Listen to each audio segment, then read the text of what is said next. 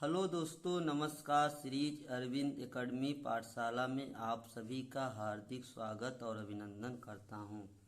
दोस्तों, आप अगली क्लास में आपको आवश्यकता तक बताया गया था। जियो में विविधता आवश्यकता तक क्लास चली थी। अब उसके आगे महत्व के बारे में आप लोग जानेंगे। क्लास क्या है? जियो में विविधता, डाइवर्सिटी इन लिविंग ऑर्गेनिज्म। तो दोस्तों, आइए हम क्लास की ओर बढ़ते हैं। और क्लास स्टार्ट करने से पहले हमारी यही गुजारिश है कि आप लोग जो है बीच में स्किप मत करिए और देखते रहिए वीडियो को, दोस्तों तक शेयर करते रहिए। दोस्तों, फिर हम आपको महत्व के बारे में बताने जा रहे हैं। महत्व क्या होते हैं? इम्पोर्टेंस। इसकी इम्पोर्टेंस आपकी वर्गीकरण की आवश्यकता और महत्व क्यों पड़ी। हमने वर्गीकरण के बारे में, डाइवर्सिटी में वर्गीकरण के बारे में हम आपको बता रहे हैं। वर्गीकरण में महत्व क्या होता है वर्गीकरण का। तो आइए चलते हैं, क्लास को देरी न करते हुए स्टार्ट करते हैं। देखिए दोस्तों, महत्व में ये बताया गया है वर्गीकरण के। आपको पहला महत्व ये है, किसी वर्ग के एक जंतु का अध्ययन करके उस वर्ग के अन्य सभी जंतुओं के सामान्य गुणों का पता लग जाता है। जैसे मेढक का अध्ययन करने से एम्फीबिया वर्ग यानी एम्फीबिया के जंतुओं के सामान्य लक्षणों का ज्ञान होता है। तो दोस्तों, यह क्लास दूसरा है। क्लास दूसरा में आपको महत्व वर्गीकरण के बारे में बताया जा रहा है। तो दोस्तों, आप देखते रहिए और देखिए दूसरा। इसमें जैसे मान लीजिए पहला क्या है, किसी वर्ग के एक जंतु का अध्ययन करके उस वर्ग के अन्य सभी जंतुओं के सामान्य गुणों का पता लग जाता है। जैसे मेढक का अध्ययन करने से एम्फीबिया वर्ग के जंतुओं के सामान्य लक्षणों का ज्ञान होता है। दूसरा क्या है दोस्तों, इसमें विभिन्न वर्गों की जटिलता के आधार पर विकास क्रम में रखा जा सकता है। जैसे प्रोटोजोआ, पोरीफेरा, सीलंट्रेटा, एनीलिडा तथा आर्थ्रोपोडा को विकास की सीढ़ी में नीचे से ऊपर की ओर क्रम में रखते हैं। इसी प्रकार पिसीज यानी एम्फीबिया, सरीसृप, एवीज तथा स्तनी संघ कार्डेटा के विभिन्न वर्गों को क्रम में प्रदर्शित करते हैं। दोस्तों, ये आपका दूसरा महत्व है। अब देखिए आगे चलते हैं महत्व में। तीसरा पॉइंट, कुछ ऐसे जंतु भी हैं जिनमें दो वर्गों के कुछ लक्षण पाए गए हैं। ऐसे जंतुओं को संयोजी कड़ी कहते हैं। ऐसे जंतुओं को क्या कहते हैं? संयोजी कड़ी। ऐसे जंतुओं को संयोजी कड़ी कहते हैं। इनके अध्ययन से जंतुओं समूहों के विकास का क्रम पता चलता है। उदाहरण के लिए बता दिया जाए, जैसे पेरीपैटस में क्या है, एनीलिडा व आर्थ्रोपोडा संघों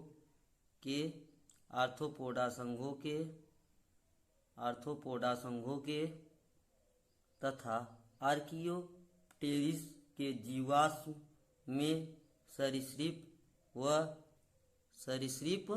व पक्षी वर्ग के लक्षण पाए जाते हैं। इससे पता चलता है कि एनीलिडा से आर्थ्रोपोडा का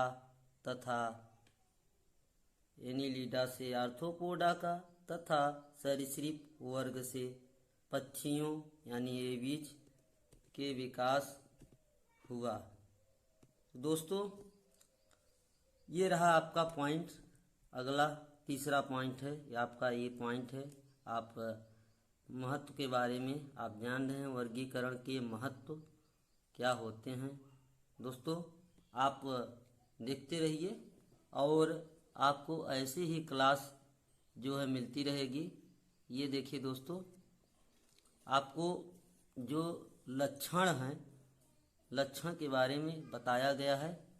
तो दोस्तों आइए आगे हम चलते हैं अगला पॉइंट की तरफ से। आपको दोस्तों अगली पॉइंट क्या है, हमारी अगली पॉइंट ये है कि आपको उसमें बताया गया है अगला पॉइंट। अब इसमें अगला पॉइंट ये है आपका चौथा पॉइंट, यानी वर्गीकरण के आधार पर विभिन्न संघों व वर्गों की उत्पत्ति के मूल स्रोतों का पता लगाया जा सकता है, जैसे पक्षी एवं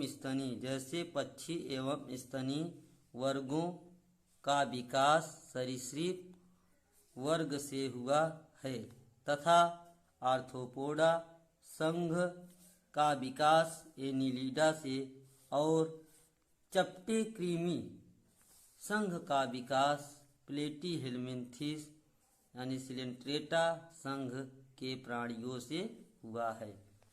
दोस्तों वर्गीकरण के महत्व में आपको यही बताया जाएगा कौन किसके साथ में हुआ है, कौन क्या किसके साथ वर्गीकरण है।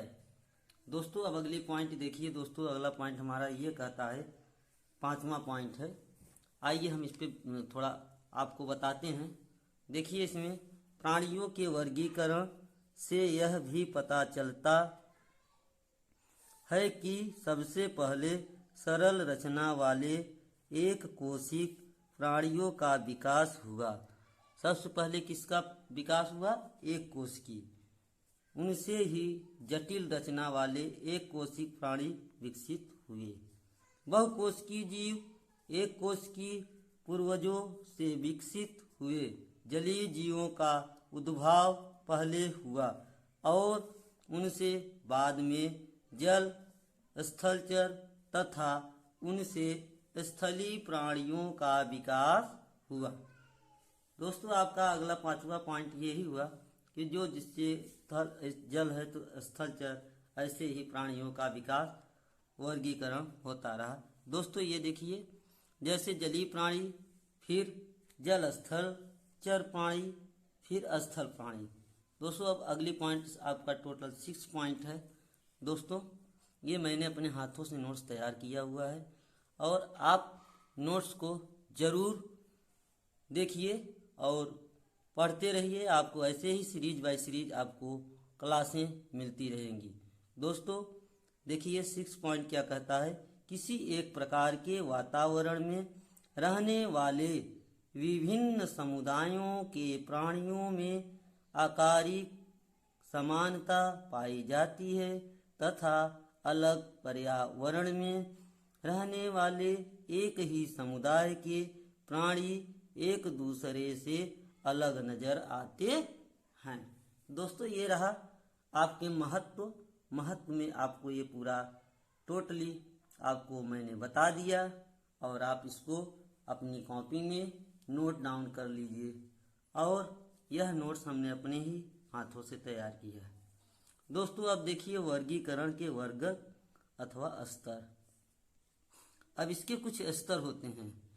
क्या स्तर पाए जाते हैं इसमें? देखिए वर्गीकरण के वर्गक अथवा स्तर, टैक्सा और रैंक्स ऑफ क्लासिफिकेशन। दोस्तों अब इसके बारे में चर्चा करते हैं। दोस्तों क्या है, जीवधारियों के वर्गीकरण में जाति स्पीशीज मूल या सबसे छोटी इकाई होती है। तो जाति इसमें क्या होती है? सबसे छोटी इकाई होती है वर्गीकरण की। जीवधारियों के समूह को जिसके सदस्य प्राकृतिक रूप से परस्पर लैंगिक प्रजनन करके जनन में सक्षम संतानों को जन्म दे जाति कहते हैं। मतलब अपने ही सक्षम संतानों को जन्म देती है उसे क्या कहते हैं? जाति। अब विभिन्न संबंधित जातियों के समूह को वंश कहते हैं। जैसे परिवार में वंश चलता है, मेरा एक बेटा है, ऐसे ही वंश चलते रहते हैं दोस्तों। इसी तरह से इसमें वर्गीकरण में भी बताया गया है दोस्तों। ये देखिए अब क्या है, समान लक्षणों वाले एक ही या अधिक वंशों को एक कुल कहते हैं। यानी अधिक वंश को एक पूरा परिवार कहेंगे, कुल कहेंगे, फैमिली कहेंगे, और वंशों को एक कुल कहते हैं। और कई कुलों के समूह को गण ऑर्डर कहते हैं दोस्तों। ऑर्डर पहले हमने जाति, फिर वंश, फिर कुल, फिर दोस्तों हमने ऑर्डर पढ़ा दोस्तों। अब क्या है, और कई गणों, एक वर्ण यानी एक वर्ग क्लास में, और कई वर्गों का एक संघ या प्रभाग यानी फाइलम, तथा अंततः एक ही प्रकार के संघ प्रभागों को जगत में रखते हैं दोस्तों। ये रहा आपका पूरा पॉइंट। अब देखिए, इस प्रकार जैव वर्गीकरण की किसी भी पद्धति में जीवधारियों को अनेक छोटे बड़े समूहों तथा उस समूहों में रखा जाता है। इन समूहों को वर्गक यानी टैक्सा अथवा श्रेणियां कैटेगरीज कहते हैं दोस्तों। ये देखिए आपका है।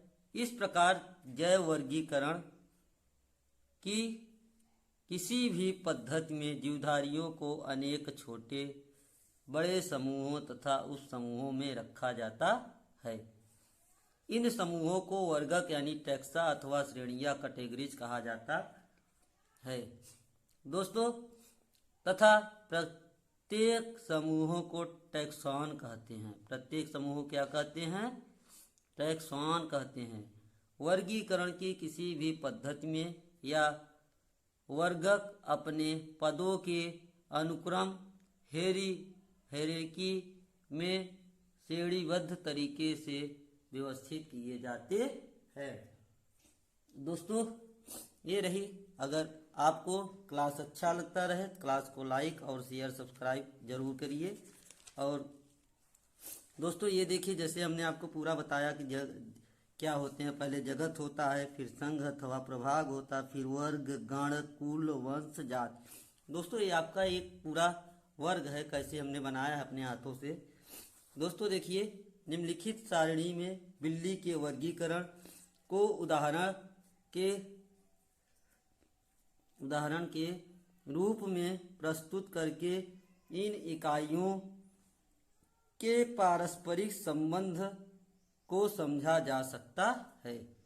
ये रहा दोस्तों, आपको जैसे हमने बताया अभी, ये पूरा जैसे जगत है, जगत किंगडम, जंतु एनिमेलिया, संघ फाइलम, कार्डेटा संघ, उपसंघ सब फाइलम, वर्टिब्रेटा, वर्ग क्लास, स्तनी मैमेलिया, उपवर्ग सब क्लास, यूथीरिया, और गण कार्निवोरा, कुल फैमिली फैलिडी, वंश फैलिस यानी जीनस, वंश फैलिस, जाति स्पीशीज डोमेस्टिक। तो दोस्तों जैसे जैसे हम जो हम वर्गीकरण की उच्चतर श्रेणियों की ओर बढ़ते हैं, उनमें सम्मिलित जीवधारियों के बीच समानताएं घटती जाती हैं। अब दोस्तों जीवधारियों का नामकरण, अब आपको अगली कक्षाओं में जीवधारियों का नामकरण या अभी ही देखते हैं, समय के अनुसार आपको बताएंगे। दोस्तों ये देखिए, जीव जातियों का नामकरण, थोड़ा जुकाम हुई है और देखते रहिए, तब भी हमने प्रयास किया क्लास लेने का। दोस्तों प्रायः देखा गया है कि एक ही क्या है जीव जातियों का नामकरण कैसे हम करते हैं। Nomenclature of bio species.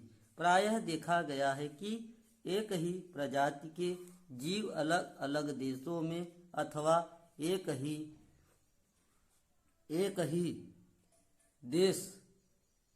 ही देश के अलग अलग भागों में अलग अलग नाम से जाने जाते हैं। जैसे कि गौरैया नामक